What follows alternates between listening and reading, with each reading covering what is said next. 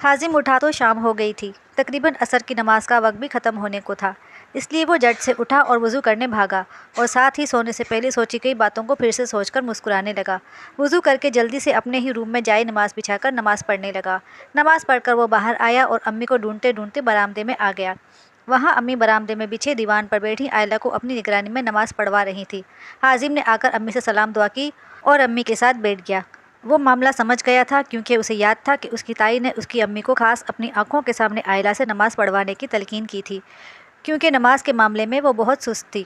تائی امی کی تلقین اور تاکید یاد کر کے اس کے چہرے پر شرارتی مسکراہٹ دوڑ گئی، جو سلام پھیرتی آئلہ کو دیکھ کر مزید گہری ہو گئی۔ آئلہ نے اس کی طرف دیکھنے پر اسے اپنے اوپر ایسے مسکراتا پا کر کھا جانے والی نظروں سے گھورا۔ حازم امی کی طرف متوجہ ہوا اور باتیں کرنے لگا۔ آئلہ دعا مانگ کر اٹھی اور جائے نماز لپیٹ کر اندر کی طرف بڑھنے لگی تھی کہ حازم کی آواز پر وہیں ٹھہر گئی۔ یار ذرا میرے لیے اچھی سی چائے تو بنا دو، حازم نے شرارت سے اسے اپنا حکم سنایا۔ وہ جانتا تھا کہ آئلہ کو اس کے کام کرنا کس قدر زہر لگتے تھے۔ آئلہ وہیں کھڑی ناک اوپر چڑھاتی اور منہ کے زاویے بگاڑتی خوف زدہ سی ہو کر اسے دیکھ رہی تھی۔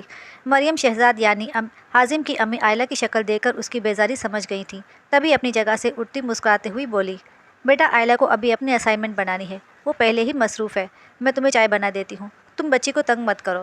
حازم نے وہیں سے امی کو ہاتھ کھینچ کر بٹھا لیا اور کہنے لگا کہ نہیں امی، آپ کیوں بنائیں گی بھلا؟